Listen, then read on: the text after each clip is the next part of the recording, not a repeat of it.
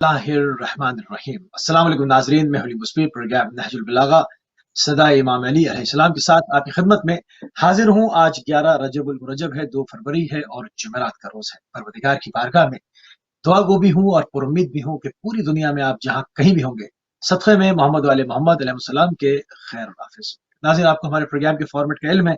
इसमें नहजुल बलागा की पूरी जो है वो इसकी न सिर्फ नहजुल बलागा के असल खुतबात के मतन को पेश किया जा रहा है, बल्कि उसके साथ उसके तर्जुमे को और उसकी शरह को भी आपकी खिदमत आलिया में पेश किया जा रहा है। उसके ऊपर बात करने के लिए हमारे साथ हमेशा की तरह मौजूद है रईस मजलिस उलमा शिया हिंद जनाब अल्लामा सैयद कल्बे अब्बास रिजवी साहब। क़िबला आपके प्रोग्राम में खुशामदीद कहेंगे और आपकी खिदमत में सलाम अर्ज करेंगे।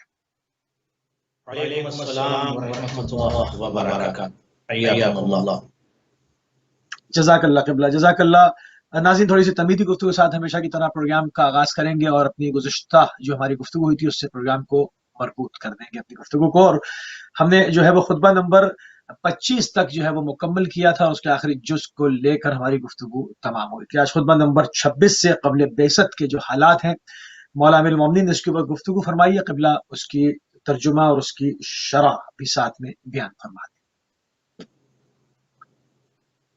औज़ु बिल्लाहि स्मील अलीम मिनश शैतानिर लईनिर रजीम। बिस्मिल्लाहिर रहमानिर रहीम व सल्लल्लाहु अला सय्यिदिल अंबिया'i वल मुरसलीन व आलिहि अत्तय्यबीन अत्ताहिरीन अल मासूमीन अल मुंतखबीन अल मुंतजबीन अल मज़लूमीन व लअनतुद दाइमतु अला आदाइहिम अजमईन। अम्मा बाद। हाज़रीन, नाज़रीन, मुशारिकीन, मुश्तरकीन, मुस्तमिईन, मुशाहिदीन, सलामुन अलैकुम व रहमतुल्लाह व बरकातुहू।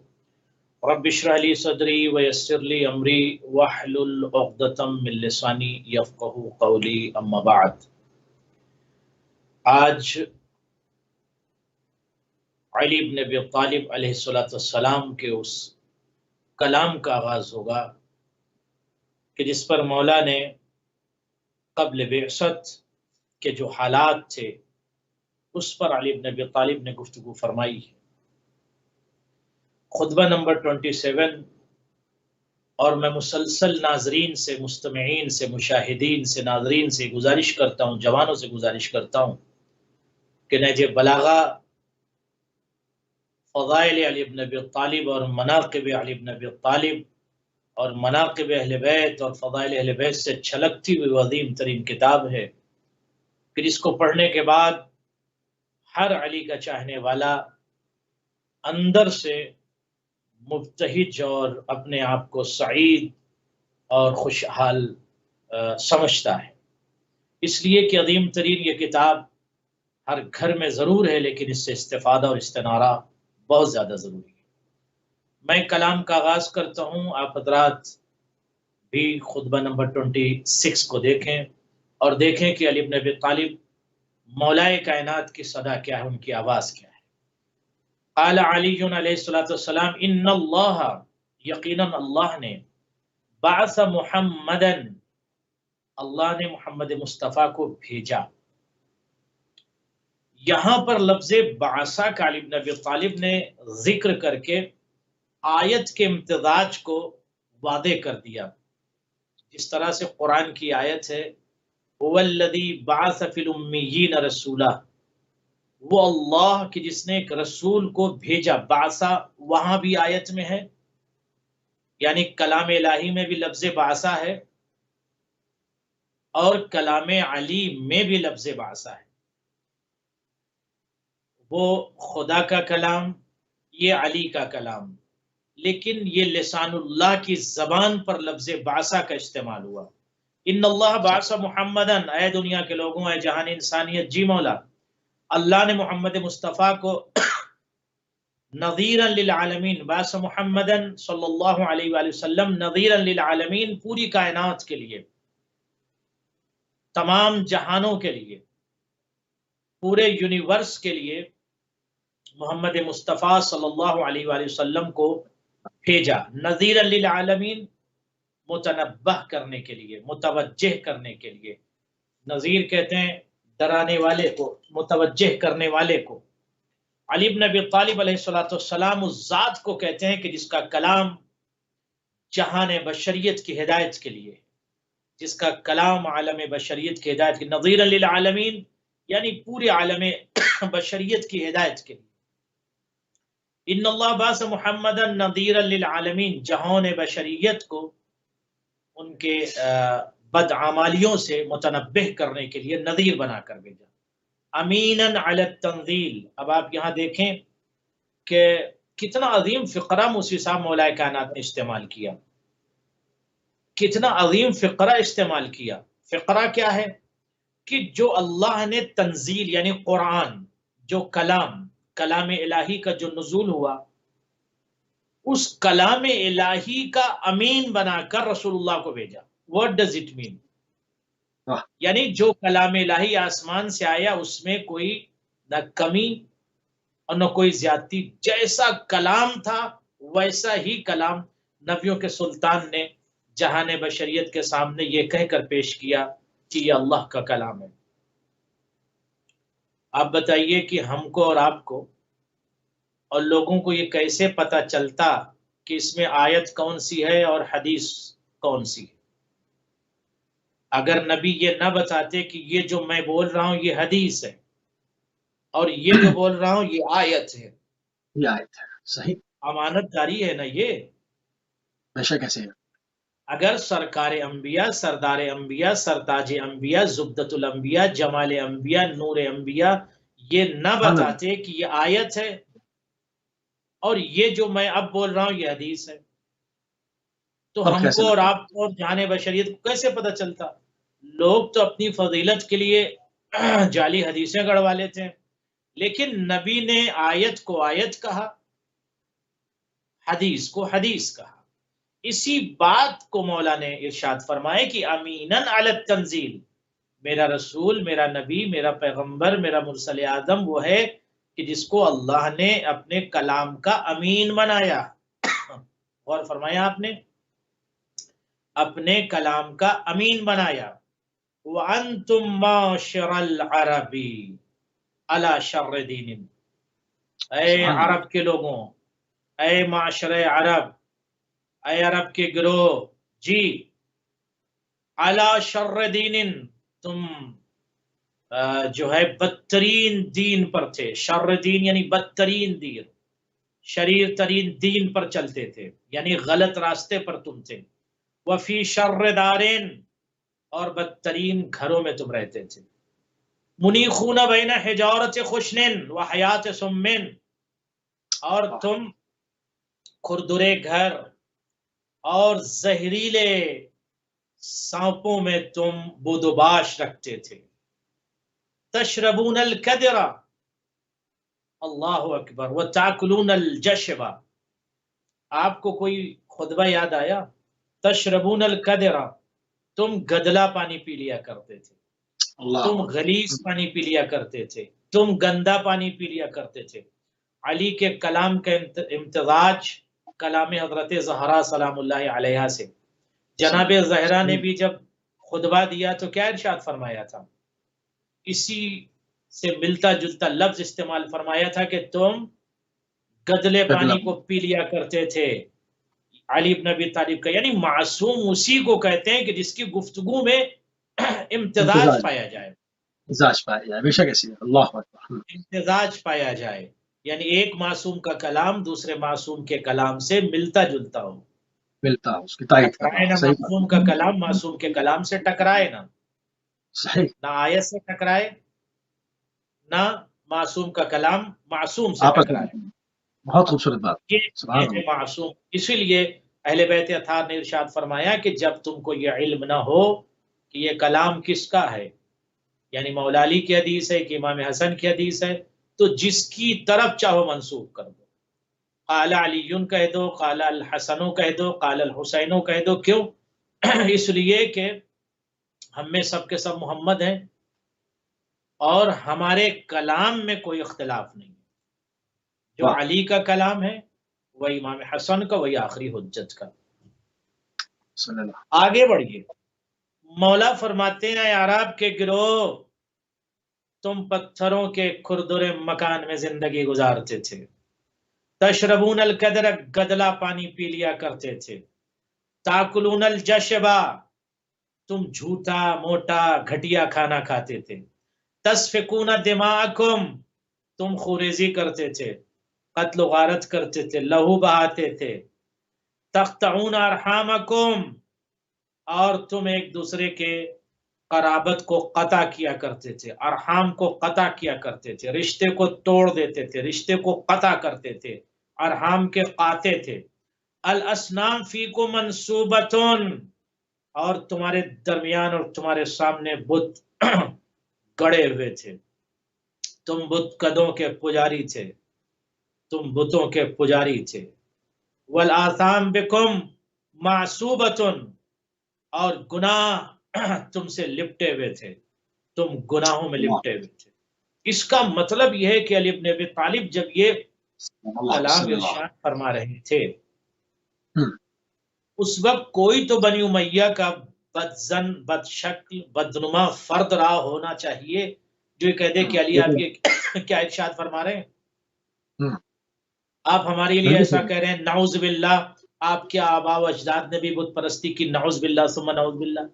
مگر نہ بولنا، خاموش رہنا، اور علی کا جلال و حشم اور اسی جلال ابو طالبی کے ساتھ بولنا کہ گدلا پانی پینے والے تم لوگ، جھوٹا موٹا کھانے والے تم لوگ، بتوں کے پجاری تم لوگ. اور سارے جہان عرب کی خاموشی یہ بتا رہی تھی کہ علی اور علی کا سارا خاندان یعنی آبا و اجداد حضرت ابو طالب اور سارا کے سارے آبا و اجداد پاک، مطہر اور معزز اور مبجل اور محترم تھے، اور سب کے سب دین خدا کے پابند تھے. یہ مولا کائنات کا عظیم ترین کلام ہے جو مولا نے جہان بشریت کو مخاطب ہو کر ارشاد فرمایا. اب میں ایک جملہ کہہ کے پھر آگے سوال کی طرف بڑھوں گا اور جواب کی طرف، کہ ضرورت اس بات کی ہے کہ ہم علی بن ابی طالب کے اس کلام کو دنیا کے سامنے پیش کریں. یعنی رسول کو بعنوان امین پیش کیا مولا کائنات نے، اور یہ بتایا کہ رسول اللہ کو اللہ نے امین بنا کے بھیجا. تو جو کلام کا امین ہے کیا وہ ولایت کا امین نہیں ہوگا؟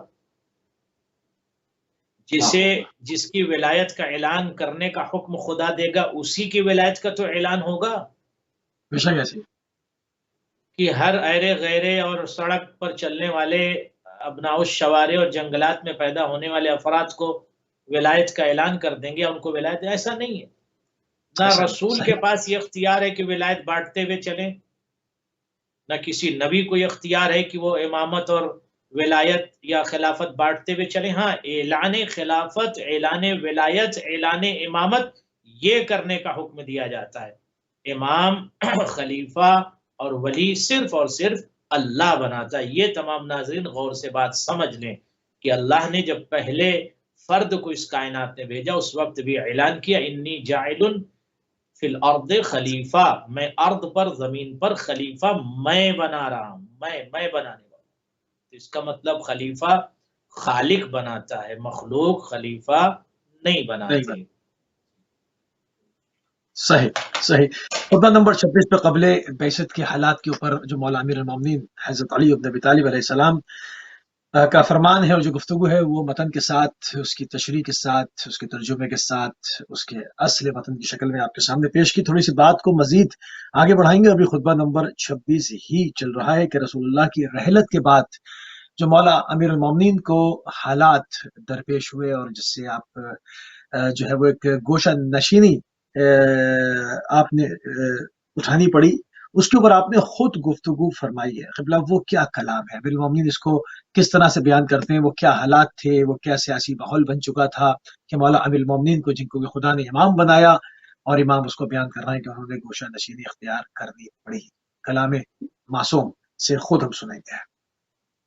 ناظرین اور موسی صاحب یہ عرض کر دوں کہ یہ خطبہ جو 26 آپ کی خدمت پیش کر رہا ہوں، یہ نہروان کی طرف متوجہ ہونے سے پہلے مولا متقیان نے اس خطبے کو ارشاد فرمایا تھا. اس کے 3 ٹکڑے ہیں.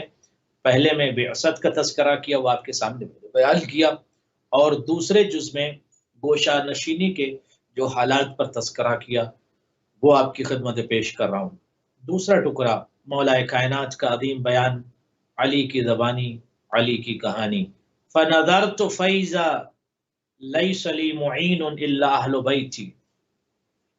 فنظرت، جب میں نے دیکھا، کیا دیکھا؟ میں نے جب نگاہ اٹھا کے دیکھا، فیضا لیس لی معین، تو مجھے کوئی میرا معین نظر نہیں آیا، کوئی مددگار، کوئی مساعد، کوئی مددگار مجھے نظر نہیں آیا۔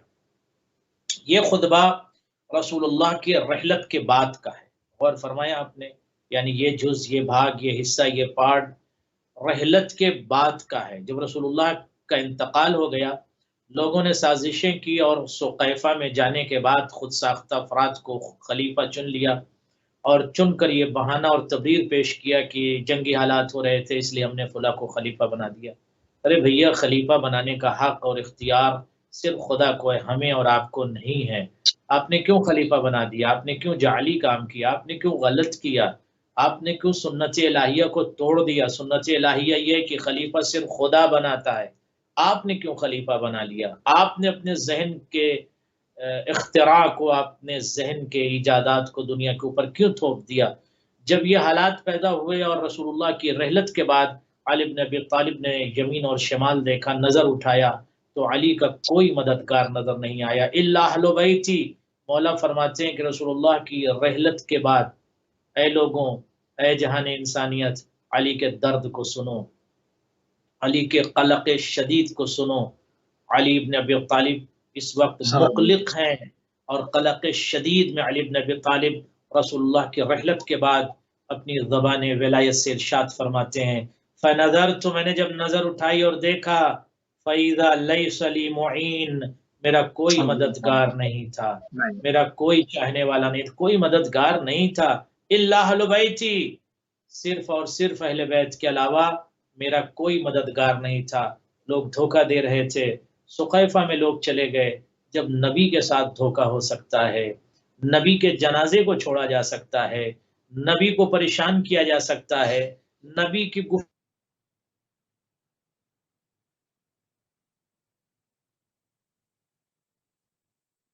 کلام کو اس انداز میں جب لوگوں نے پیش کیا، اور علی بن ابی طالب علیہ السلام قلق شدید محسوس کر رہے تھے، مولا فرماتے ہیں میرے اہل بیت کے علاوہ کوئی میرا مددگار مجھے نظر نہیں آیا۔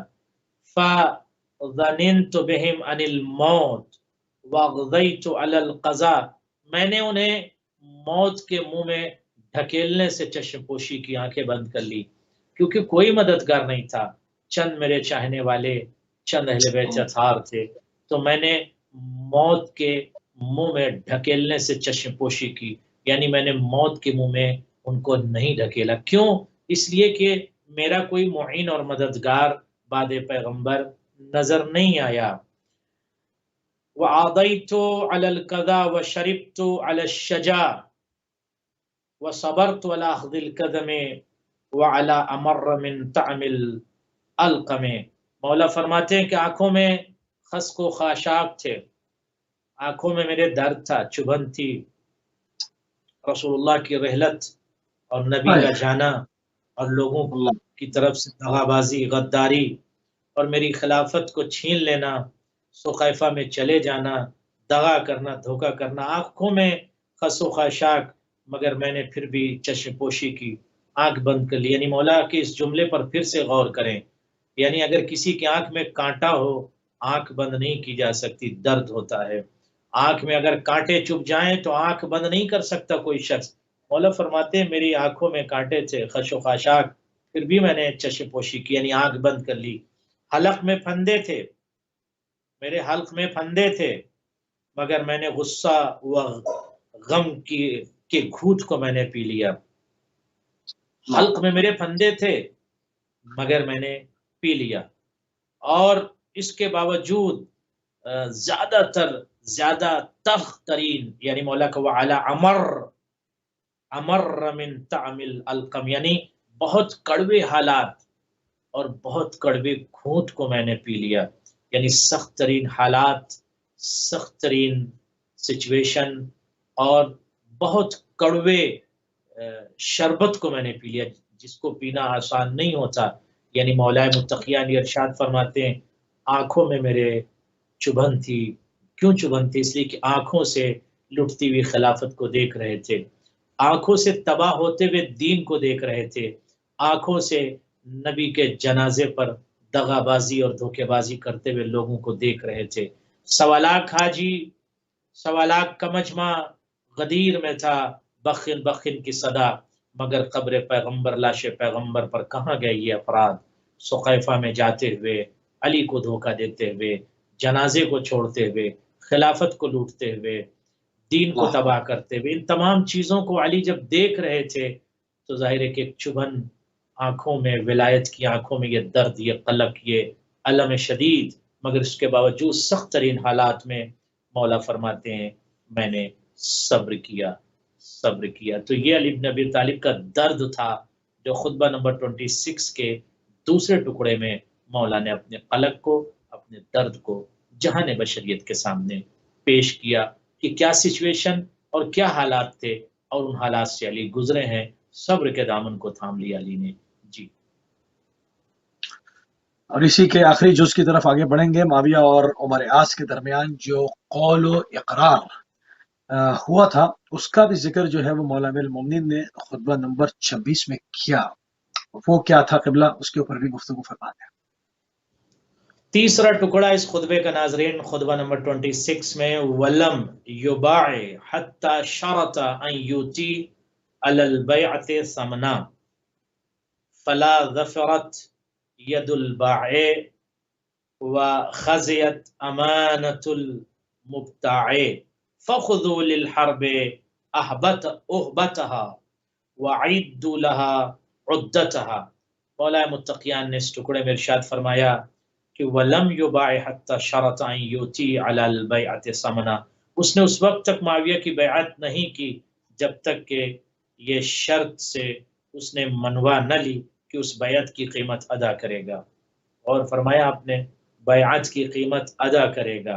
فَلَا ظَفِرَتْ يَدُ الْبَائِعِ، اس بیعت کرنے والے کے ہاتھوں کو فتح و فیروز مندی نصیب نہ ہوئی، اور خریدنے والے کو وَخَزِيَتْ أَمَانَةُ الْمُبْتَاعِ، اور خریدنے والے کو کے معاہدے کو ذلت و رسوائی حاصل ہوئی. یعنی مولا یہ بتانا چاہتے ہیں کہ دغا بازی، دھوکے بازی، دولت کا استعمال، معامرہ، سازش، دنیا آج سمجھ لے. اب میں یہاں پر بون القوسین ایک جملہ کہہ دوں، ہندوستان کی خبر آج پوری دنیا میں گونج رہی ہے.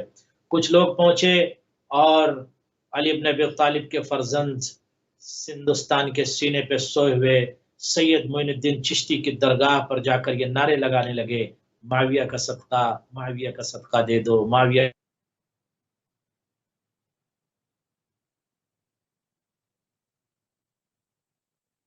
انہوں نے پکڑ کے جو ہے ان افراد کو مارا، اور مار کر کہا کہ ابو سفیان اور معاویہ اور یزید کے درندوں، تم یہاں پر علی بن ابی طالب کے فرزند یعنی سید معین الدین چشتی ہندوستان کی سرزمین کا ایک بہت بڑا ولی ہے کہ جس نے یہ کہا تھا شاست حسین، بادشاست حسین، دینست حسین، دی پناست حسین، سرداد بداد دست در دست یزید حقاؤ کے بنا لا الہ است حسین، جس کے دروازے پر باب رئیسی پر یہ فقرہ لکھا ہوا ہے.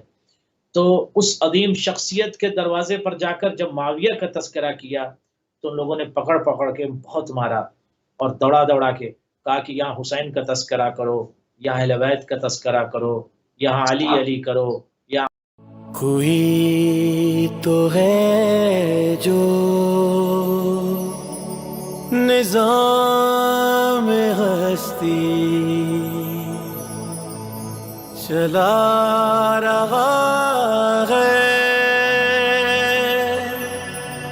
وہی خدا ہے. اللہم صلی علی محمد وآل محمد، اللہم صلی علی محمد وآل محمد. درود نہ لی کہ اس بیعت کی قیمت ادا کرے گا. اور فرمایا آپ نے بیعت کی قیمت ادا کرے گا. فلا ظفرت ید البائع، اس بیعت کرنے والے کے ہاتھوں کو فتح و فیروز مندی نصیب نہ ہوئی اور خریدنے والے کو. وخزیت امانت المبتاع، اور خریدنے والے کو کے معاہدے کو ذلت و رسوائی حاصل ہوئی. یعنی مولا یہ بتانا چاہتے ہیں کہ دغا بازی، دھوکے بازی، دولت کا استعمال، معامرہ، سازش، دنیا آج سمجھ لے. اب میں یہاں پر بون القوسین ایک جملہ کہہ دوں، ہندوستان کی خبر آج پوری دنیا میں گونج رہی ہے. کچھ لوگ پہنچے اور علی بن ابی طالب کے فرزند ہندوستان کے سینے پہ سوئے ہوئے سید معین الدین چشتی کی درگاہ پر جا کر یہ نعرے لگانے لگے، معاویہ کا صدقہ، معاویہ کا صدقہ دے دو، معاویہ.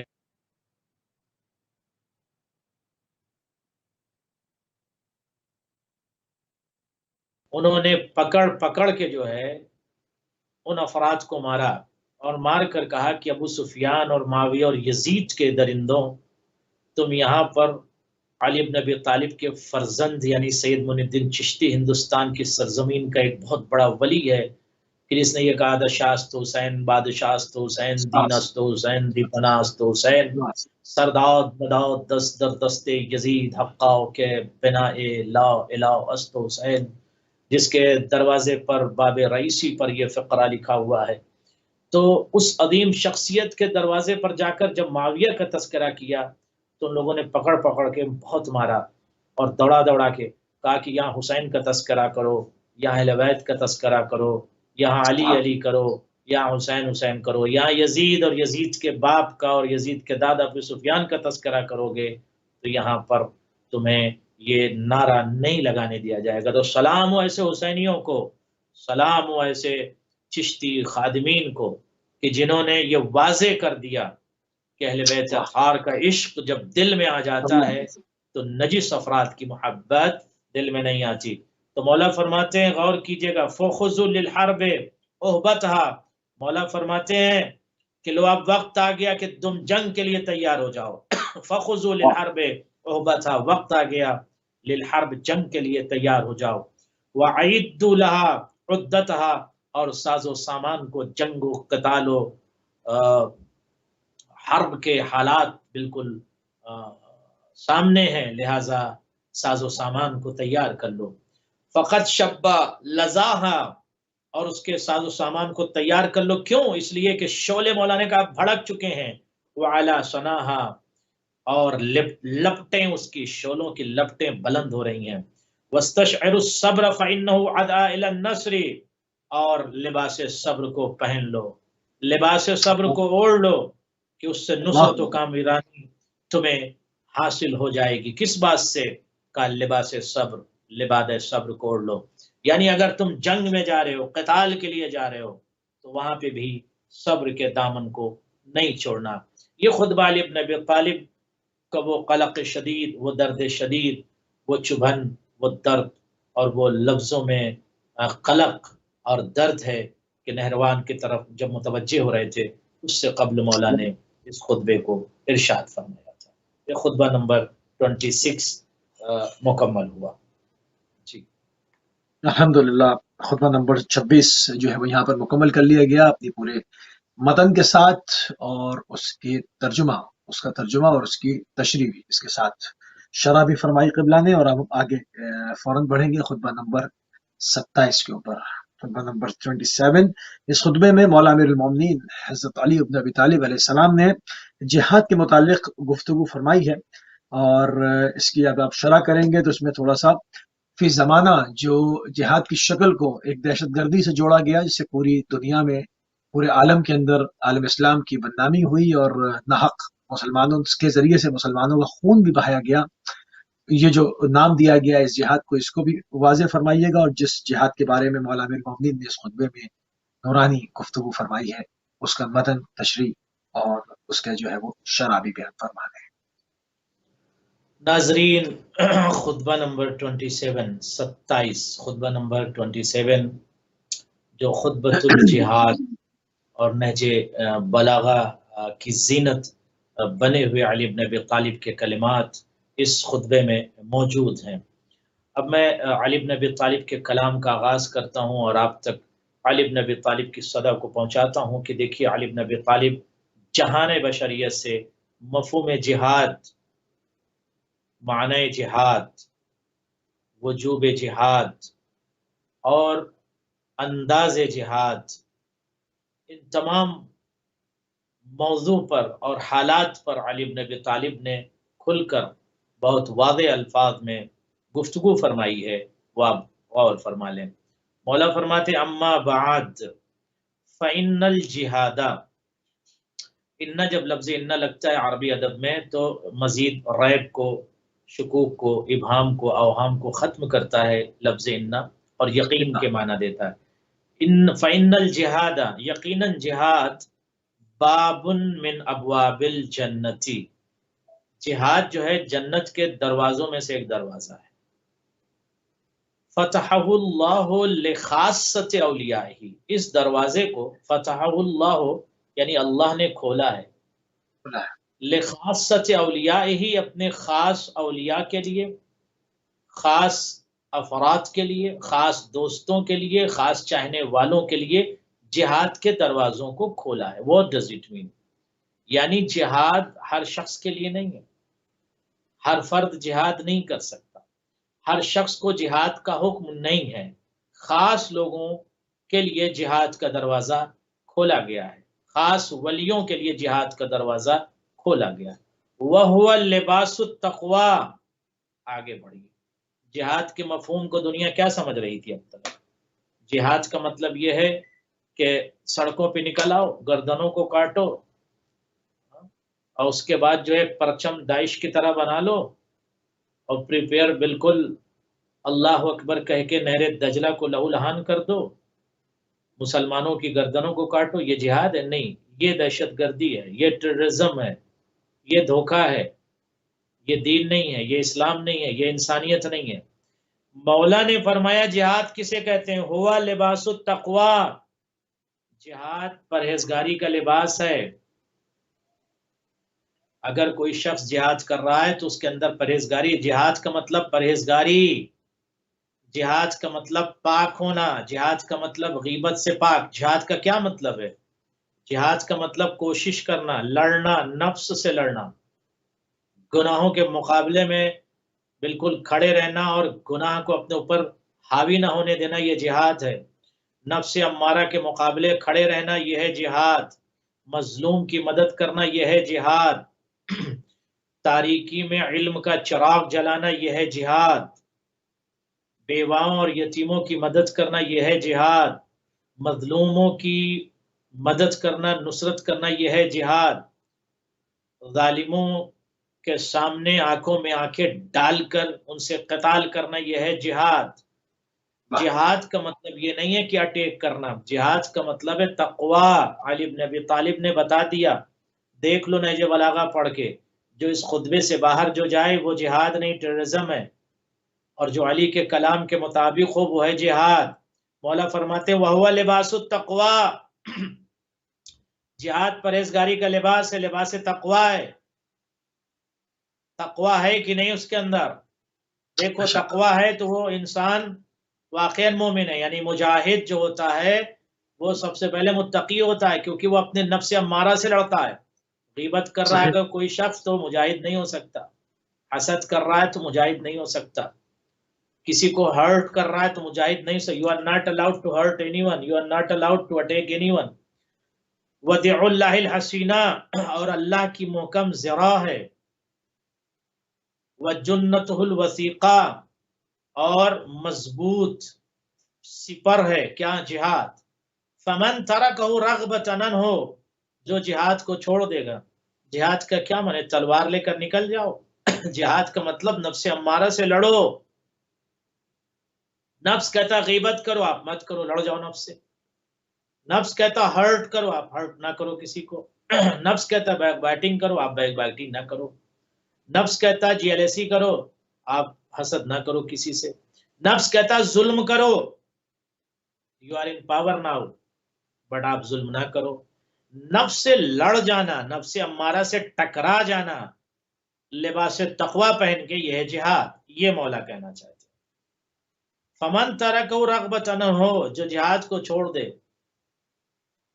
جو جہاد اکبر کو چھوڑ دے، جو جہاد اصغر کو چھوڑ دے، جہاد اکبر کو چھوڑ دے، جو جہاد کو چھوڑ دے، رغبتن ہو، جو جہاد کو چھوڑ دیتا ہے، البسہ اللہ ثوب الذل، جو جہاد کو چھوڑ دیتا ہے اللہ اسے لباس ذلت پہنا دیتا ہے۔ کیا اللہ مطلب؟ جب لباس تقوی نہیں پہنیں گے تو لباس ذلت اللہ پہنا دے گا۔ لباس تقوی کیا ہے؟ متقی پرہیزگار ہو جائیے، نفس امارہ سے لڑتے رہیے، نفس امارہ سے فائٹ کرتے رہیے،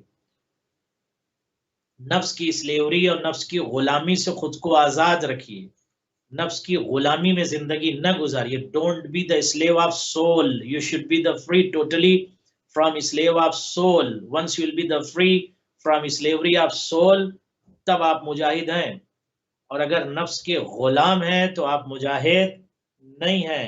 جو چھوڑ دے گا فائٹنگ کرنا، نفس سے فائٹنگ کرنا چھوڑ دے گا، نفس امارہ سے، جو جہاد کرنا چھوڑ دے گا، البسہ اللہ ثوب الذل، جو لباس تقوی کو چھوڑ دے گا تو لباس ذلت اللہ اسے پہنا دے گا۔ البسہ اللہ، یہاں لفظ اللہ لفظ جلالہ فاعل واقع ہو رہا ہے، پہن لے گا نہیں لباس ذلت، اللہ پہنا دے گا۔ اور فرمایا آپ نے اپنی حرکتوں کی وجہ سے ذلت کے لباس خود نہیں پہنے گا، اللہ اسے لباس ذلت پہنا دے گا، جو لباس تقوی اتار دے گا۔ جو لباس تقوی نہیں پہنے گا اللہ اس کو لباس ذلت پہنا دے گا۔ اور جب ظاہر ہے کہ اللہ پہنا دے گا تو اس سے بڑا، اس شخص سے بڑا کوئی ذلیل نہیں ہوگا جسے اللہ لباس ذلت پہنا دے گا۔ البسہ اللہ ثوب الذل وشملۃ البلاء، اور مصیبت و بلا کی ردا اسے اڑا دے گا۔ بلا و مصیبت کی ردا اس کے شانے پر ڈال دے گا۔ وَدُّيَّسَ بِالصَّغَارِ وَالْقَمَاءِ، اور ذلتوں اور خاریوں کے ساتھ ٹھکرا دیا جائے گا۔ اللہ اکبر۔ اور مدہوشی و غفلت کا پردہ اس کے دل پر چھا جائے گا۔ وَضُرِبَ عَلَى قَلْبِهِ بِالْأَسْدَادِ، یعنی اس کے قلب پر مدہوشی چھا جائے گی، بند ہو جائے گے، اس کے قلب کے دروازے مسدود ہو جائیں گے، نور قلب بجھ جائے گا، دل کی روشنی ختم ہو جائے گی۔ وَعُدِيلَ الْحَقُّ مِنْهُ بِتَضْعِيلِ الْجِهَادِ، اور جہاد کو ضائع اور برباد کرنے کی وجہ سے حق اس کے ہاتھ سے لے لیا جائے گا۔ اللہ اکبر۔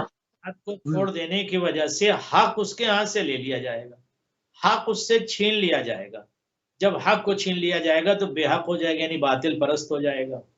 تو جہاد ضروری ہے۔ وَسِيَمَ وَسِيمَ الْخَسْفَ وَمُنِعَ النِّصْفَ، مولا فرماتے ہیں ذلت اسے سہنا پڑتی ہے جو لباس تقوی کو اتار دیتا ہے، اور انصاف اس سے روک لیا جاتا ہے۔ تو اس کا مطلب یہ ہے کہ جو نفس امارہ سے ٹکرانا چھوڑ دے، جو جہاد چھوڑ دے گا، تو وہ ذلتوں کے لباس کو خود نہیں بلکہ اللہ اسے پہنا دے گا، اور جب اللہ پہنا دے گا تو معاشرے میں ذلیل ہو جائے گا، علاقے میں ذلیل ہو جائے گا، اپنے شہر میں ذلیل ہو جائے گا، ملک میں ذلیل ہو جائے گا۔ اس لیے کہا گیا کہ لباس تقوی ضروری۔ ان اکرمکم عند اللہ اتقاکم، اللہ کے نزدیک سب سے زیادہ مور ریسپیکٹڈ وہی جو سب سے زیادہ متقی ہو، جو پرہیزگار ہو، جو معصیت اور گناہوں سے دور ہو، وہی سب سے زیادہ ریسپیکٹڈ ہے۔ اس کے علاوہ قرآن نے اعلان کیا اذلفت الجنت للمسلمین، للمومنین یا للمتقین، ازلفت الجنت للمتقین، جنت کو سجایا ہی گیا ہے متقین کے لیے، ہدی للمتقین، یہ قرآن ہدایت کرتا ہے متقین کی۔ تو تقوی ضروری ہے، تقوی نور حیات ہے، تقوی تعزیز حیات ہے، تقوی تبجیل حیات ہے، تقوی تنویر حیات ہے، تقوی بلندی زندگی ہے، تقوی نور زندگی ہے۔ لہٰذا تقوی ضروری، یعنی لباس تقوی ضروری ہے۔ اور جب بندہ لباس تقوی کو اوڑھ لیتا ہے، پہن لیتا ہے، تو ذلت سے بچتا ہے، تباہی سے بچتا ہے، بربادی سے بچتا ہے۔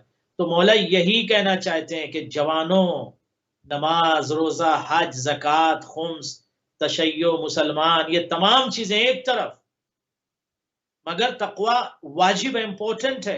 ایک اور پڑھ دوں آپ کی خدمت میں، بسم اللہ الرحمن الرحیم، یا ایھا الذین آمنوا، اے صاحبان ایمان، جی پروردگار کیا کریں، اتقوا اللہ وکونوا مع الصادقین، لباس تقوی پہن لو، تقوی الہی اختیار کرو، وکونوا اور ہو جاؤ، کونو امر کا صیغہ، ہو جاؤ امپریٹو، مع الصادقین سچوں کے ساتھ ہو جاؤ۔ تو سچوں کے ساتھ ہونے کے لیے تقوی شرط ہے نا، کنڈیشن ہے۔ سچا کون ہے؟ علی کے ساتھ ہونے کے لیے تقوی شرط ہے، لباس تقوی پہننا شرط ہے۔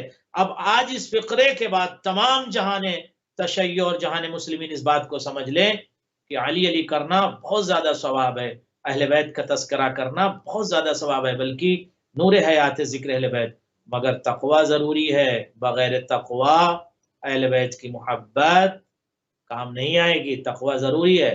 جی بالکل صحیح۔ اچھا، یہاں جو کونوا مع الصادقین بات کی، یہ سچوں کے ساتھ ہو جاؤ، اس کو تھوڑا سا ڈسکرائب کر دیں گے، سچوں سے مراد یہاں پر کیا ہے قرآن کے اندر؟ کونوا مع الصادقین، سچوں کے ساتھ ہو جاؤ۔ سچوں کے متعلق قرآن نے خود یہ ارشاد فرمایا کہ ہر شخص سچ بولنے والا سچا نہیں ہوتا، ہر سچ بولنے والا سچا نہیں ہوتا ہے۔ سچا وہی ہے جو قرآن کی نظر میں سچا ہے، سچا وہی ہے جو خدا کی نظر میں سچا ہے۔ ہم کہیں ہم سچے، وہ کہیں وہ سچے، فلاں سچے، یہ سچے، وہ سچے، ہمارے اور آپ کے کہنے سے کوئی سچا نہیں ہوتا۔ خدا کی نظر میں سچا کون ہے یہ دیکھنا ہوگا، قرآن کی نظر میں سچا کون ہے یہ دیکھنا ہوگا، نبی کی نظر میں۔ فَقُلْ تَعَالَوْا نَدْعُ أَبْنَاءَنَا وَأَبْنَاءَكُمْ وَنِسَاءَنَا وَنِسَاءَكُمْ وَأَنفُسَنَا وَأَنفُسَكُمْ ثُمَّ نَبْتَهِلْ فَنَجْعَلْ لَعْنَةَ اللَّهِ عَلَى الْكَاذِبِينَ۔ کچھ ہے تو اب تو یہ بات واضح ہو گئی نا کہ سچے کون ہیں، یہ بات بالکل واضح ہو گئی کہ سچے کون ہیں، پریکٹیکل نبی نے دکھا دیا۔ نہ کوئی صحابی گیا ساتھ میں، نہ کوئی زوجہ گئی ساتھ میں، تو کیا صحابی سب جھوٹ بولتے تھے؟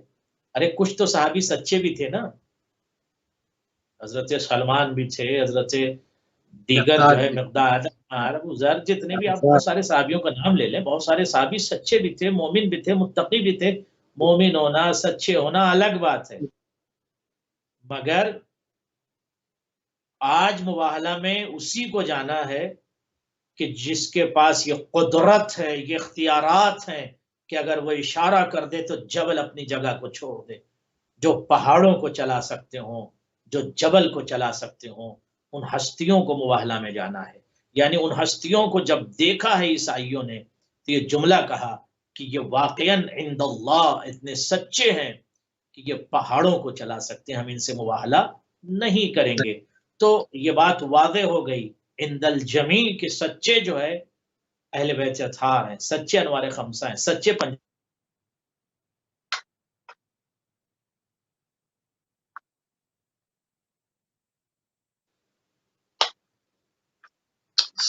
صحیح۔ تو مولانا نے خطبہ نمبر 27 کے شروع میں جو جہاد کے اوپر گفتگو فرمائی، آپ نے اس کو ڈسکرائب کیا کہ جہاد کتنی طرح کا ہوتا ہے، اور جو اس وقت پوری دنیا میں جہاد کو لے کر دہشت گردی کا بازار گرم کیا ہوا ہے وہ دراصل کیا ہے، اور جو جس بابت مولا امیر المومنین حضرت علی بن ابی طالب علیہ السلام گفتگو فرما رہے ہیں وہ کیا ہے، اس کی تشریح اور اس کا متن۔ مفتی صاحب ایک جملہ اور کہہ دیں کہ اسلام کی جتنی بھی جنگیں ہیں، جو بھی قتال ہے، جو بھی لڑائی ہے، وہ کوئی بھی لڑائی اٹیک نہیں، رسول اللہ نے اٹیک نہیں کیا ہے، مدافعت کیا ہے۔ مدینے جب تشریف لائے ہیں اور مدینے میں بھی جب حملہ ہو رہا تھا تو نبی نے جو ہے وہ دفاع کیا ہے، اٹیک نہیں کیا۔ اسلام کا بھی جو حکم ہے وہ اٹیک کرنے کا حکم نہیں ہے، لیکن ایک ظالم اگر آ کر آپ پر ظلم کر رہا ہے، یتیم کر رہا ہے بچوں کو، اور ظلم کا بازار گرم کیے گئے، اس وقت اسلام کہتا ہے کہ مظلوموں کی مدد کرو، یتیموں کی مدد کرو، اور اس وقت ظالم کے پنجوں سے یتیموں اور غریبوں اور ضرورت مند اور مجبوروں کو بچا لو۔ یہ ہے جہاد۔ اور یہ جہاد، یہ بھی عرض کر دیں کہ جہاد جو ہے ہر شخص کو یہ اجازت نہیں ہے کہ وہ جہاد میں چلا جائے. جیسے مولا نے کہا کہ فتح اللہ لخاصۃ اولیاء ہی، خاص اولیاء کے لیے، خاص افراد کے لیے، خاص دوستوں کے لیے اللہ نے اس جہاد کے دروازے کو کھولا ہے. امام حکم دیں گے کہ اب یہاں پر جہاد کرنا ہے تو آپ کو کرنا ہوگا. اور ایک بات یہ واضح کر دیں کہ اسلام نے کسی کو بھی ہرٹ کرنے کی اجازت نہیں. اگر اجازت ہوتی ہرٹ کرنے کی تو وہ لیڈی، وہ خاتون، وہ عورت جو اتنے بڑے پیغمبر پر کوڑے پھینک رہی تھی، کیا نبی کے پاس صحابی نہیں تھے؟ ایک خاتون جو اکیلے تھی بالکل، اس سے لڑ نہیں سکتے تھے، مگر اس کو ہرٹ کیا. نہ راستہ بدلا، نہ اس کو ہرٹ کیا، نہ اس سے بدلہ لیا، نہ اس پر اٹیک کیا. اگر اسلام ہیومینٹی کا مذہب نہیں ہوتا تو یہ سوچا جا سکتا تھا، لیکن اسلام ہیومینٹی پر بیس ہے، ورچو ایتھکس پر اس کا بیس ہے، انسانیت پر بیس ہے. اس کے پلر انسانیت پر رکھے، انسانیت اس کا پلر ہے. لہٰذا رسول اللہ صلی اللہ علیہ وسلم نے اس عورت پر اٹیک نہیں کیا، نہ اسے کچھ کہا، نہ راستہ بدلا. وہ مسلمان نہیں تھی. یا آج دنیا کہتی ہے کہ اسلام تو غیر مسلمہ یا غیر مسلمہ خاتون کی مدد کے لیے بھی آگے بڑھتا ہے. اور رئیس الاسلام، زبدۃ الاسلام، نبی الانبیاء، سرکار انبیاء اس خاتون کی مدد کے لیے چلے جاتے ہیں جو ان پر کوڑا پھینک رہی ہے. پہنچے، پتہ چلا وہ تو مسلمان نہیں. کیا معلوم نہیں تھا پہلے سے مسلمان نہیں ہے وہ؟ نہ اس کو ریپلائی کیا، نہ اس پر اٹیک کیا، نہ اس کو جواب دیا، نہ اس کو ہرٹ کیا، نہ کسی صحابی سے کہا کہ جاؤ اس کو جا کر ڈانٹو، اس کو سزا دو، کچھ نہیں. جب بیمار ہو گئی تو اس کو دیکھنے کے لیے گئے، اس کی مدد کے لیے، معاونت کے لیے گئے. جب اس نے اس ہیومینٹی اور مورلٹی کو دیکھا، تب اس نان مسلم لیڈی نے کہا دیٹ ٹائم، آپ کا یہ مذہب، آپ کا یہ دین یہ سکھاتا، میں آپ کو ہرٹ کر رہی تھی، میں آپ کو ستا رہی تھی، میں آپ کو اذیت دے رہی تھی، اور آپ نے کوئی ریپلائی نہیں کیا، میری مدد کے لیے آ گئے. میں آپ کے دین پر، راستے پر، جادے پر، طریق پر، دین پر چلنا چاہتی ہوں، اور میں مسلمان ہونا چاہتا ہوں. تو اسلام مورلٹی سے اور ایتھکس سے اور ہیومینٹی سے پھیلا ہے. اسلام تلواروں کا مذہب نہیں ہے، اسلام نیزوں کا مذہب نہیں ہے، اسلام تیر و تبر کا مذہب نہیں ہے. اسلام مظلوموں کی مدد کا مذہب ہے. اسلام انسانیت کی کمک کا مذہب ہے. اسلام بیواؤں کی مدد کرتا ہے. اسلام یتیموں کی مدد کرتا ہے. اسلام انسانیت کا پرچم بلند کرتا ہے، ہیومینٹی کا پرچم بلند کرتا ہے. اسلام اسی لیے آیا ہے کہ پوری دنیا میں پرچم انسانیت بلند ہو سکے. لہٰذا مفہوم جہاد کو غلط رنگ اور غلط طریقت سے نہ پیش کیا جائے. اور اگر کہیں بھی یہ مفہوم جہاد غلط طریقے سے پیش کیا گیا، کسی بھی مذہب کے رہبران نے اگر پیش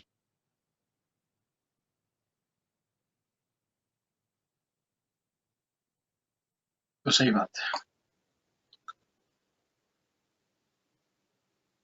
جی قبلہ، آواز ڈراپ ہو گئی تھی آپ کی. جی آواز ڈراپ ہو گئی تھی آپ کی. بالکل ٹھیک، آگے بڑھتے ہیں. اور اسی خطبے کے اندر بنی غامد کے بارے میں مولا نے کچھ ارشاد فرمایا ہے. وہ کیا ہے قبلہ؟ اس کا بھی متن بھی پیش کر دیں، ترجمہ بھی. اور ایک ٹکڑا رہ گیا ہے، میں اسے مکمل کر کے پھر آتا ہوں بنی غامد کی طرف. تو گفتگو یہ ہو رہی تھی جہاد پر. اب اس کے بعد مولا آگے بڑھے اس خطبے میں ارشاد فرمانے، الا وانی قد دعوتکم الی قتال ہؤلاء القوم، میں نے اس قوم سے لڑنے کے لیے رات دن ان کو علانیہ بھی آواز دی، بلایا، پکارا. لیلا و نہارا، دن و رات میں نے آواز دی، آؤ اٹھو اور قتال کرو. سرا و اعلانا، یعنی سرے طور پہ بھی، اعلانی طور پر. وقلت لکم، اور میں نے تم سے یہ کہا، اغزوہم قبل ان یغزوکم، تم ان پر دھاوا بول دو قبل اس کی کہ تم پر وہ دھاوا بول دیں. یعنی مولا یہ بتانا چاہتے ہیں کہ تم بزدلوں کی طرح گھر میں چھپے بیٹھے ہوئے ہو اور یہ تمہارے اوپر حملہ بول رہے ہیں.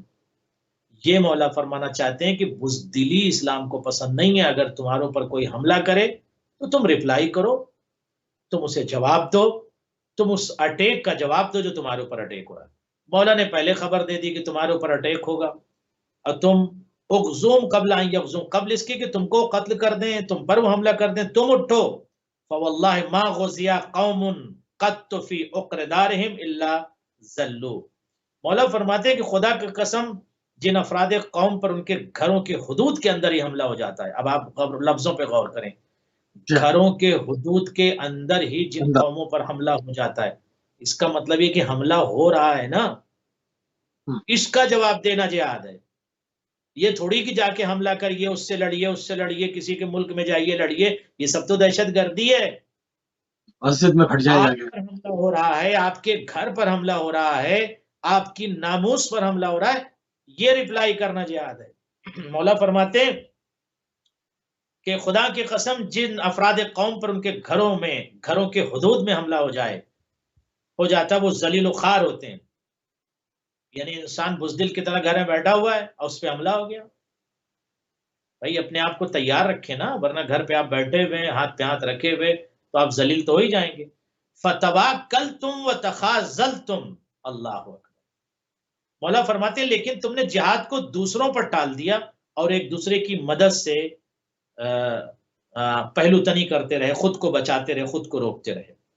حتی شنت علیکم الغارات، یہاں تک کہ تمہارے اوپر غارات برسنے لگی، یعنی جنگ تمہارے اوپر مسلط کر دی گئی، تمہارے اوپر حملہ ہونے لگے، تمہارے اوپر غارت گریاں ہوئی، یعنی تمہارے پر حملہ، شنت یعنی حملہ ہوا. علیکم الغارات، غارات کہتے ہیں کہ تمہارے اوپر حملے شروع ہو گئے، اتنے تمہارے اوپر حملے ہو گئے، تم گھر میں ہاتھ پہ ہاتھ دھرے بیٹھے ہوئے تھے بزدل.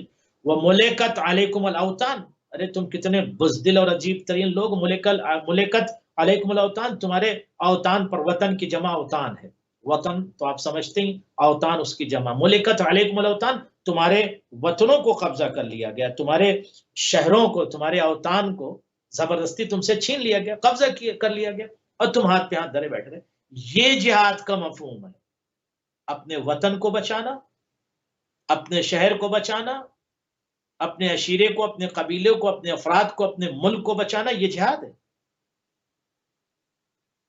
اگر آپ کے وطن پر حملہ ہو جائے تو کیا آپ جواب نہیں دیں گے، گھر میں گھس جائیں گے؟ نہیں، وطن کی محبت واجب ہے. حب الوطن عبادہ، وطن کی محبت عبادت ہے. جہاں انسان رہتا ہے اس کا وہ وطن ہے، اس وطن کی حفاظت یہ ذمہ داری. اب آتے ہیں آپ کا جو سوال بنی غامد، ایک آپ صلوات پڑھ لیں تو میں آپ کی خدمت میں عرض کروں. اللہم صلی علی محمد وآل محمد وعجل فرجہ. بنی غامد کی طرف. مولا فرماتے ہیں وَهَذَا أَخُو غَامِدٍ قَدْ وَرَدَتْ خَيْلُهُ الْأَنْبَارِ. اس بنی غامد کے آدمی یعنی سفیان بن عوف ہی کو دیکھ لو. مولا فرماتے ہیں کہ اس کی فوج کے سوار شہر انبار کے اندر پہنچ گئے. یعنی مولا یہ آگے جو گفتگو فرمائی ہے نا کہ تمہارے اوطان کو قبضہ کر لیا جائے گا اور تم ہاتھ پہ ہاتھ دھرے بیٹھے رہو گے، گھروں کو تمہارے قبضہ کر لیا جائے گا. دیکھو مولا فرماتے ہیں ہاذا اخو غامد، دیکھو یہ اخو غامد کی طرف، اس بنی غامد کی طرف دیکھو، غامد کے آدمی کی طرف دیکھو. کیا مولا؟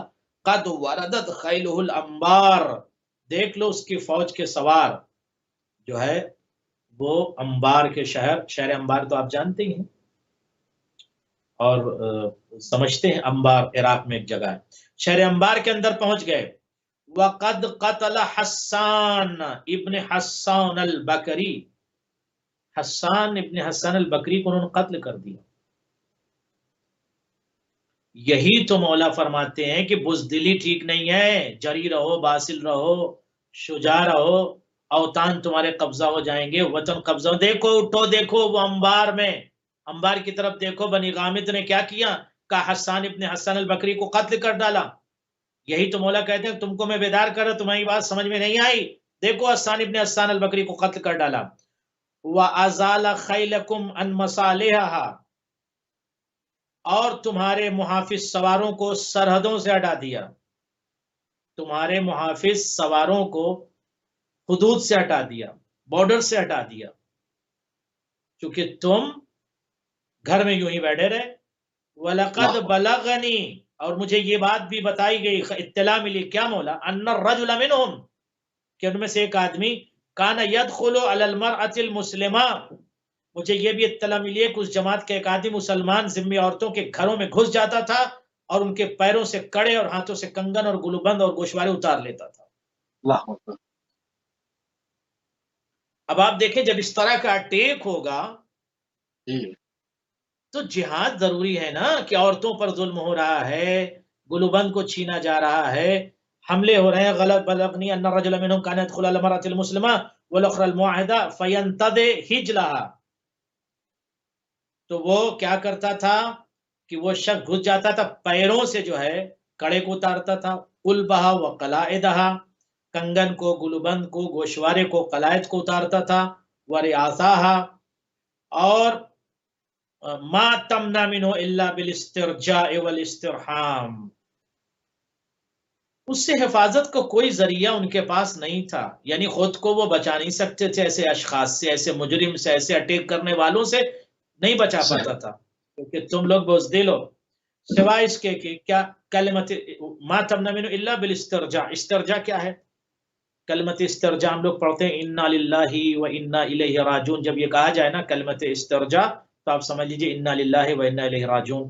تو مولا فرماتے ہیں صرف کلمہ استرجاء انا للہ و انا الیہ راجعون کہتے ہوئے صبر سے کام لے، والاسترحام. ثم انصرف وافرین ما نال رجلا منهم کلم ولا اریق لهم دم، اور اس سے رحم کی التجا، یعنی ان کے پاس صرف یہ ہے کہ رحم کی التجا کریں کیونکہ بزدل ہیں، یہ گھس رہے ہیں گھروں کی عورتوں کو ستا رہے ہیں، گوشوارے چھین رہے ہیں، زیورات کو لوٹ رہے ہیں. ان کے پاس کیا ہے؟ صرف یہی ہے کہ وہ ان سے رحم کی بھیک مانگے، اس لیے کہ بزدل ہیں. فلو ان امرا مسلمان مات من بعد هذا آسفا ما كان به ملوما، پھر وہ لدے پھندے ہوئے پلٹ گئے، نہ کسی کے زخم آیا اور نہ کسی کا خون بہا. اب اگر کوئی مسلمان انسانیات کے بعد رنج و ملال سے مر جائے تو اسے ملامت نہیں کی جا سکتی. اور فرمایا آپ نے یعنی اگر ایک انسان کے اندر بزدلی آ جائے، اس کا مال لوٹا جائے، اس کے اوطان کو قبضہ کیا جائے، عورتوں کو ستایا جائے، ان کے زیورات کو لوٹا جائے، تو ظاہر ہے کہ انسانیات کے بعد اگر کوئی مر جائے تو پھر اسے ملامت نہیں کی جا سکتی. بل کان بہ عندی جدیرہ، بلکہ میرے نزدیک ایسا ہی ہونا چاہیے. ظاہر ہے کہ تم مال کو لوٹا جائے، اسباب لوٹا جائے گا، اوطان کو قبضہ کیا جائے گا، خواتین کو ذلیل کیا جائے گا. مولا فرماتے میرے نزدیک یہ ہونا چاہیے. فَيَا عَجَبَ عَجَبَ وَاللَّهِ العجب ثم العجب، خدا کی قسم ان لوگوں کا باطل پر ایکا کر لینا، تمہاری جمعیت کا حق سے منتشر ہو جانا دل کو مردہ کر دیتا ہے. اللہ اکبر. مولا فرماتے ہیں کہ باطل پر اکٹھے ہو جانا اور حق پر تم لوگ کا منتشر ہو جانا دل کو مردہ کر دیتا ہے. یمیت القلب ویجلب الہم، دل کو مردہ کر دیتا ہے اور رنج و غم کو جلب کر لیتا ہے، اکٹھا کر لیتا ہے. من اجتماع ہؤلاء القوم علی باطلہم، یہ قوم جو باطل پر اکٹھا ہے، یہ باطل پرست باطل قوم باطل پر اکٹھا ہے، اور تم حق پرست حق والے قوم حق کے معاملے میں منتشر ہو. اللہ صرف اس زمانے کے لیے نہیں، اس زمانے کے بھی مسلمانوں کو غور کرنا چاہیے کہ اہل باطل باطل پرست افراد جادہ باطل پر ایک ہیں اور حق پرست کہاں ہیں؟ حق پرست حق کے راستے پر بھی منتشر ہیں، ٹکرا رہے ہیں ایک دوسرے سے. مولا فرماتے ہیں کہ اجتماع القوم وَتَفَرُّقُكُمْ عَنْ حَقِّكُمْ، اور تم حق کے راستے سے بالکل منتشر ہو. اللہ اکبر. اس کے بعد مولا فرماتے فَقُبْحًا لَكُمْ وَتَرْحًا حِينَ سِرْتُمْ غَرَدَ يُرْمَ يُغَارْ عَلَيْكُمْ وَلَا تُغِيرُونَ وَتُغْزَوْنَ وَلَا تَغْزُونَ وَيُعْصَى اللَّهُ وَتَرْضَوْنَ. کیا جملہ مولا نے فرما دیا. مولا فرماتے ہیں کہ تمہارا برا ہو. اب ظاہر سی بات ہے کہ جب مولا کی گفتگو اور مولا کے کلام کی طرف متوجہ نہ ہونا، مولا فرماتے ہیں تمہارا برا ہو، تم غم و حزن میں مبتلا رہو. یہ مولا کا جملہ ہے نا، فَقُبْحًا لَكُمْ وَتَرْحًا حِينَ سِرْتُمْ غَرَضَ يُرْمَ يُغَارْ عَلَيْكُمْ. تم غم و حزن میں مبتلا رہو، تم تیروں کا از خود نشانہ بنتے رہو، تمہیں ہلاک و تاراج کیا جا رہا ہے. اللہ اگر تمہارے قدم حملے کے لیے نہیں اٹھتے، تمہارے قدم حملے کے لیے نہیں اٹھتے. بزدل غدار تم سے لڑ بڑ رہے ہیں اور تم جنگ سے اپنے آپ کو بچا رہے. وہ تم سے لڑ رہے ہیں اور تم جنگ سے اپنے آپ کو بچا رہے ہو, جی چرا رہے ہو. اس کے بعد مولا فرماتے ہیں کہ وَيُعْصَى اللَّهُ وَتَرْضَوْنَ, اور اللہ کی نافرمانیاں ہو رہی ہیں اور تم اس بات پر راضی ہو. یُعْصَى اللَّهُ وَتَرْضَوْنَ یعنی اللہ کی نافرمانیاں ہو رہی ہیں اور تم اس بات پر راضی ہو.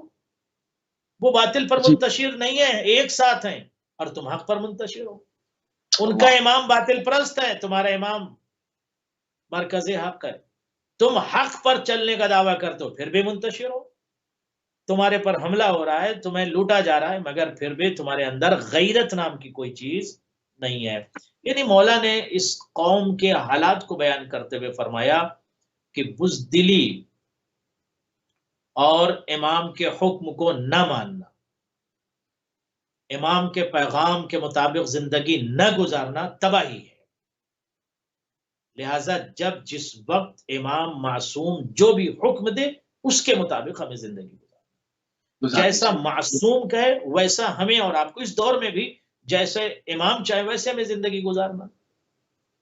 ہماری اور آپ کی مرضی تھوڑی چلے گی کہ دین میں ہماری مرضی, دین میں آپ کی مرضی, آپ کا قبیلہ جو کہے گا وہ ہوگا, ان کا خاندان جو کہے گا. نہیں, دین میں نہ خاندان, نہ قبیلہ, نہ قبائل, نہ عشیرہ, نہ عشائر.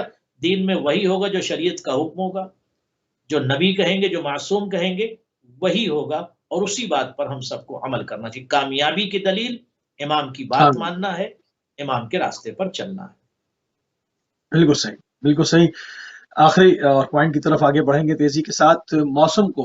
موسموں کو بہانہ بنا کر لوگوں نے جو مولا امیر المومنین کے حکم کی نافرمانی کی, حکم عدولی کی, اس حوالے سے مولا نے خطبے میں کیا کچھ ارشاد فرمایا, اس کو بھی بیان فرما دیں.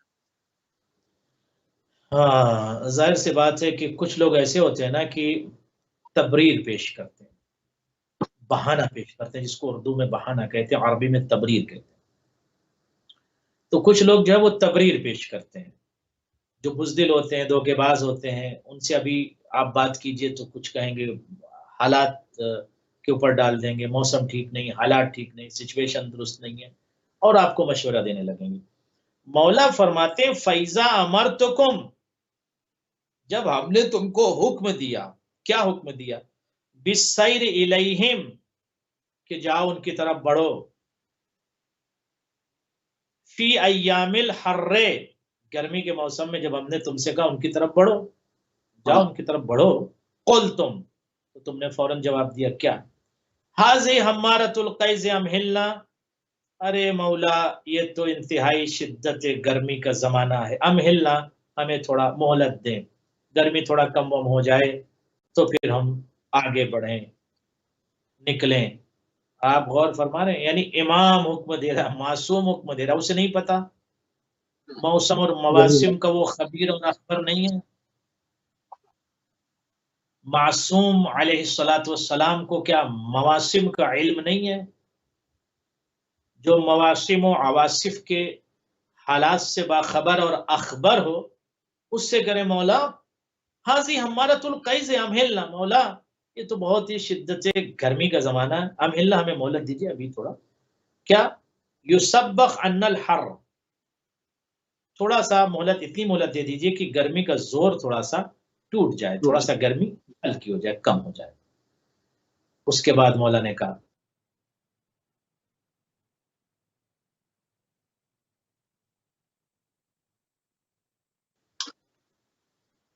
مولا فرماتے ہیں جب گرمی میں حکم دیا تو تم نے کہا کہ شدت گرمی کا موسم ہے, شدید گرمی کا موسم, اتنی مہلت دے دیجئے کہ گرمی کم ہو جائے. وَإِذَا أَمَرْتُكُمْ بِالسَّيْرِ إِلَيْهِمْ فِي الشِّتَاءِ, اور جب ٹھنڈک میں تمہیں حکم دیا بِالسَّيْرِ إِلَيْهِمْ کہ جاؤ ان کی طرف بڑھو. قُلْتُمْ, تم نے کہا حاضی صبارۃ القر امہلنا, تو تم نے کہا کہ مولا جو ہے کڑاکے کا جاڑا پڑ رہا ہے, بہت سخت ترین جاڑا ہے. حاضی صبارۃ القر یعنی کڑاکے کا جاڑا ہے, سر ترین جاڑا. امہلنا ینسلخ عنا البرد, اتنی مہلت دے دیجئے کہ تھوڑا سا ذرا برد جو ہے یہ ٹھنڈک کم ہو جائے. اور فرمایا اپنے منہ سے سامنے, گرمی میں حکم دے رہے ہیں تو کہہ رہے ہیں کہ بہت کڑاکی کی گرمی ہے، تھوڑا سا مہلت دے دیجئے کہ گرمی کم ہو جائے۔ ٹھنڈک میں حکم دیا تو ارے مولا بہت کڑاکے کی ٹھنڈک ہے، ٹھنڈک برداشت نہیں ہو رہی ہے، اتنی مہلت دے دیجئے کہ تھوڑی سی ٹھنڈک، امہلنا ینسلخ ان البرد، اتنی مہلت دے دیجئے کہ برد جو ہے ٹھنڈک تھوڑا کم ہو جائے۔ اب جب یہ بات مولا نے سنی نا، اب آگے مولا نے کیا کہا وہ سنے جہان بشریت۔ وہ بہت اہم بات مولا نے ان کے قول کو نقل کیا کہ یہ بہانے بعض افراد کبھی گرمی کا بہانہ، سخت ترین گرمی، کبھی سخت ترین ٹھنڈک کا بہانہ۔ گرمی میں کہا تو مولا گرمی بہت تیز ہے، تھوڑی سی مہلت دے دیجئے گرمی کم ہو جائے۔ ٹھنڈک میں دیا بہت ٹھنڈک ہے، تھوڑی مہلت دے دیجئے ٹھنڈک کم ہو جائے۔ مولا کیا کہتے ہیں سنیے، مولا کرتے ہیں کل ھذا فرارا من الحر والقر۔ مولا فرماتے ہیں کہ یہ سب سردی اور گرمی سے بچنے کے لیے باتیں ہیں، یہ تو فرار اختیار کرنے والی باتیں۔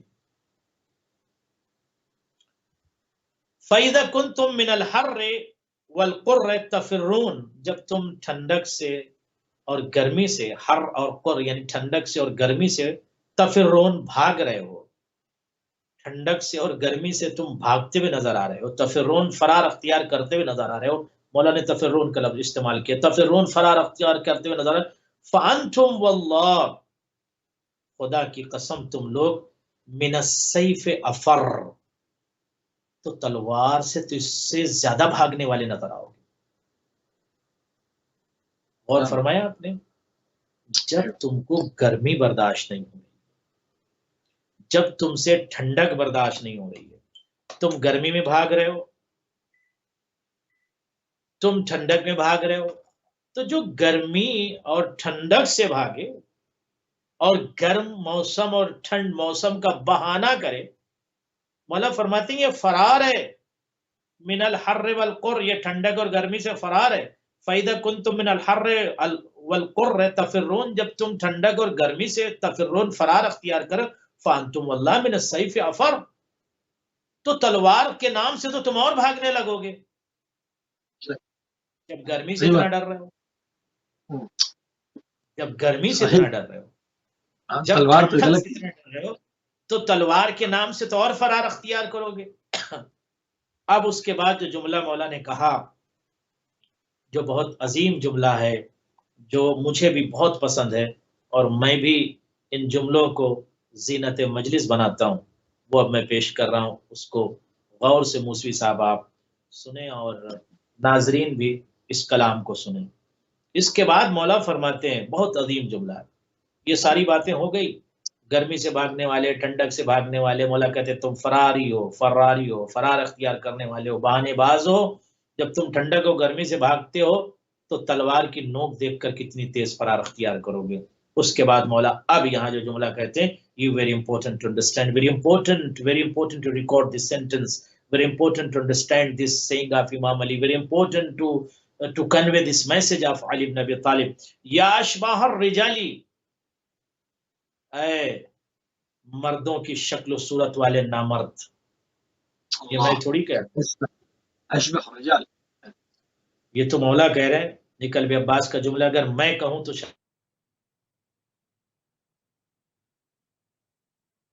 صحیح۔ یا اشباح الرجال، یا اشباح الرجال، اے مردوں کی شکل رکھنے والے نامرد، یا اشباح الرجال ولا رجال، ولا رجال، مردوں کی شکل رکھنے والے، ولا رجال جو کہ رجال نہیں ہے یعنی نامرد ہیں۔ اور فرمایا آپ نے what does it mean، یعنی اس کا مطلب کچھ لوگ اس دنیا میں ایسے بھی ہیں شکل ان کی مردوں جیسی ہے، شکل ان کی رجال جیسی مگر وہ رجال نہیں ہے۔ شاید اسی وجہ سے جنگ خیبر میں نبیوں کے سلطان نے اعلان کیا تھا لَأُوتِيَنَّ هَذِهِ الرَّايَةَ غَدًا رَجُلًا كَرَّارًا غَيْرَ فَرَّارٍ، نبی نے اعلان کیا تھا کل میں علم رجل کو دوں گا، غیر فرار کو دوں گا۔ رجل واضح ہو گئی بات، رجل ہونا چاہیے۔ مولا فرماتے یا اشباح الرجال، رجال کی شکل و صورت رکھنے والے، ولا رجال یعنی نامرد۔ یہ علی کا کلام ہے، مولا کا کلام ہے۔ حلوم الاطفال، تمہاری عقلیں تو بچوں جیسی ہیں. حلوم الاطفال، تمہاری عقلیں، تمہاری باتیں، تمہاری گفتگو تو بچوں جیسی ہے. عقول و ربات الحجال، اسی فقرے کو میں نے دمسکس یونیورسٹی میں ایک پروفیسر کے سامنے پیش کیا تھا. وہ جب میں علی بن ابی طالب کا کوئی فقرہ پیش کرتا تھا کہ مولا نے یہ ارشاد فرمایا، مولا نے کہا خالط الناس مخالطۃ، یا کوئی فقرہ مولا کا، تو کہتا تھا علی کی گفتگو آپ کرتے ہو، ہر جگہ علی کے کلام کو آپ دلیل بنا کے پیش کرتے ہو. تو میں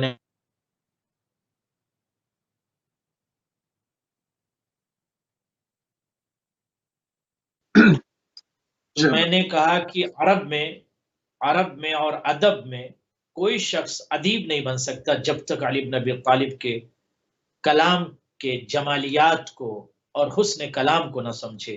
مولا فرماتے ہیں یا اشباہ الرجال ولا رجال حلوم الاطفال، اے مردوں کی شکل رکھنے والے نامرد، عورتوں بچوں جیسی گفتگو اور بچوں جیسی عقلیں رکھنے والے لوگ. عقول و ربات الحجال، تمہاری سمجھ تو ہجلہ نشین عورتوں کے مانند. عقول و ربات الحجال یعنی تمہاری عقلیں، تمہاری سمجھ تو ان عورتوں کی جیسی ہے جو گھروں میں بیٹھ کر، ہجلہ نشین عورتیں ہوتی ہیں، اب اس پر مجھے زیادہ گفتگو نہیں کرنا ہے، آپ سمجھ گئے ہوں گے. عقول و ربات الحجال، تمہاری عقلیں تو ہجلہ نشین عورتوں کی طرح ہے. لویت انی لم ارکم، اللہ اکبر، میں تو یہی چاہتا تھا کہ تم کو نہ دیکھتا. یہ قلق ہے، یہ درد ہے مولا کا. میں یہی چاہتا تھا کہ تم کو نہ دیکھتا. ولم عارفکم معرفت، نہ تم سے جان پہچان ہوتی.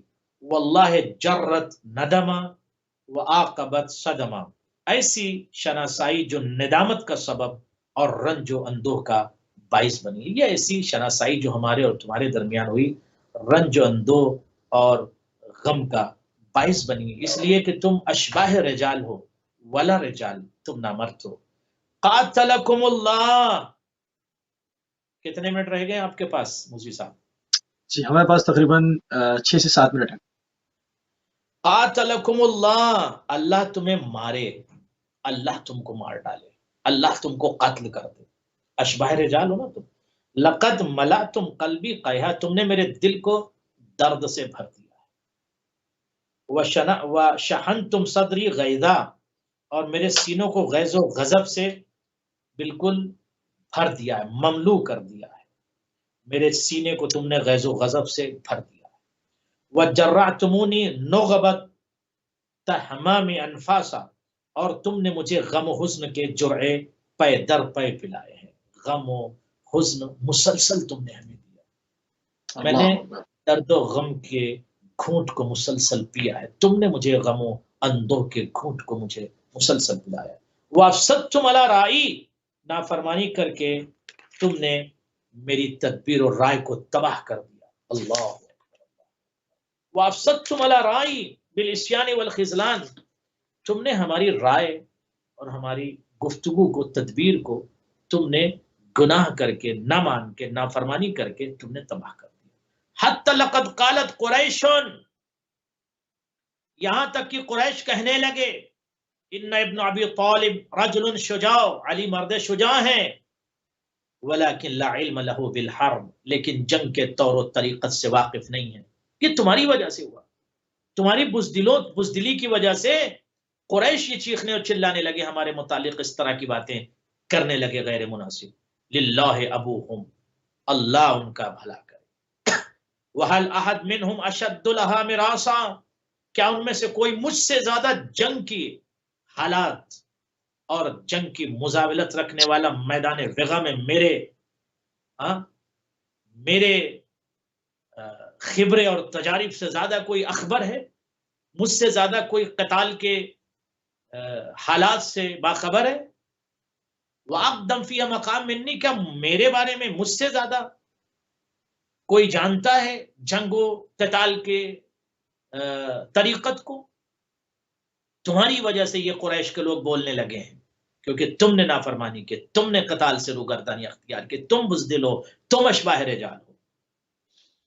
اس کے بعد مولا فرماتے ہیں لقد نحست فیها وبلغت ال20، میں تو ابھی 20 برس کا بھی نہیں ہوا تھا کہ حرب و ضرب اور قتال کے لیے اٹھ کھڑا ہوا.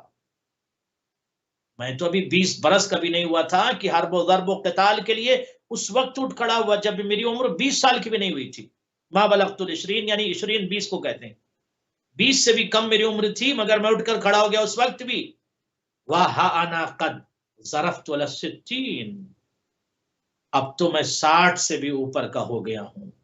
وَلَكِن لیکن لا رائے لمن لا یطاع لیکن اس کی رائے ہی کیا ہے جس کی بات نہ مانی جائے. یہ مولا کا قلق، مولا کا درد. یا اشباح الرجال ولا رجال حلوم الاطفال عقول ربات الحجال، اے مردوں کی شکل رکھنے والے نامرد، بچوں والی عقل رکھنے والے لوگ، ہجلا نشین لوگ، تم نے یہ حالت پیدا کر دی نافرمانی کر کے کہ قریش کے لوگ بولنے لگے میرے متعلق، غلط باتیں کرنے لگے اس لیے کہ تم نے عصیان کیا اور تم نے نافرمانی کی. یعنی مولائے متقیان نے اس دور کے متعلق جب یہ خطبہ دے رہے تھے تو ارشاد فرمایا لہٰذا ضرورت اس بات کی ہے کہ ہم اس خطبے کو بار بار پڑھیں اور دنیا کے سامنے علی بن ابی طالب کے اس خطبے کو پیش کریں تاکہ حالات کا اندازہ ہو کہ علی بن ابی طالب کن حالات سے، کن ادوار سے گزرے ہیں اور مولا کے سینے میں کیا قلق تھا، کیا درد تھا. یہاں تک مولا کو کہنا پڑا کاش ہم تم سے نہ ملتے، کاش تم سے جان پہچان نہ ہوتی، کاش ہم تم کو نہ دیکھتے. یہ کیسی شناسائی ہے کہ جس سے رنج و غم، یہ کیسی شناسائی ہے کہ مجھے بار بار تم نے غم و اندو کے گھونٹ کو پلایا ہے. اللہ اللہ مجھے گھونٹ کو پلایا ہے. اس کی رائے کا کیا فائدہ جس کی اطاعت نہ کی جائے. میں تو اپنی رائے کو پیش کرتا ہوں مگر تم میری اطاعت نہیں کرتے. تو امت مسلمہ تباہی کی طرف، بربادی کی طرف، گمراہی کی طرف، ضلالت کی طرف صرف اسی لیے گئی ہے اور جا رہی ہے علی بن ابی طالب کو چھوڑ کر. جب بھی جس نے بھی اور ابھی بھی جو علی کو چھوڑ رہے ہیں وہ گمراہ ہو رہے ہیں، تباہ ہو رہے ہیں، برباد ہو رہے ہیں. ہم دعا کرتے ہیں خدا کی بارگاہ میں کہ پروردگار ہم سب کو صراط اہل بیت پر، علی کے راستے پر ثابت قدم فرما اور ہمیں مطیع و فرما بردار فرما اور علی بن ابی طالب کے راستے پر چلنے کی توفیق ہدایت فرما. پروردگار اہل بیت چینل مسلسل خدمت انجام دے رہا ہے، ان کی خدمات کو قبول فرما اور جو حضرات بھی خدمت کر رہے ہیں ان کو اجر افضل عنایت فرما. دنیا ظلم و جور، طغیانیت سے بھر چکی ہے، حجت خدا کے ظہور میں تعجیل فرما. پروردگار جو مریض ہیں ان کو شفا عاجل اور کامل عنایت فرما اور جب امام کا ظہور ہم سب کو مولا کے اعوان و انصار و خادمین میں شمار فرما. ربنا تقبل منا انك انت السميع العليم والسلام علیکم ورحمۃ اللہ وبرکاتہ. جزاک اللہ قبلہ، جزاک اللہ. انتہائی مشکور ہیں اور انتہائی ممنون ہیں جناب علامہ سید قلبی عباس رضوی صاحب آپ کے کہ آپ نے ایک مرتبہ پھر اپنا قیمتی ٹائم اہل بیت ٹی وی کو دیا. نہج البلاغہ صدائے امام علی، آج 27واں خطبہ بھی مکمل ہو گیا. ہم نے شروع سے کوشش کی ہے کہ خطبے کے اصل متن کے ساتھ اس کا ترجمہ اور اس کی تشریح بھی آپ کی خدمت میں پیش کی جائے. انشاءاللہ آنے والے ایام میں زندگی رہی تو سلسلہ جاری و ساری رہے گا. ہمارے اس وقت پروگرام کا ٹائم تمام ہو گیا. ہماری آپ کی اگلی ملاقات کل یو کے ٹائم سے 4:30 بجے ہوگی. اجازت دیجیے. السلام علیکم ورحمۃ اللہ.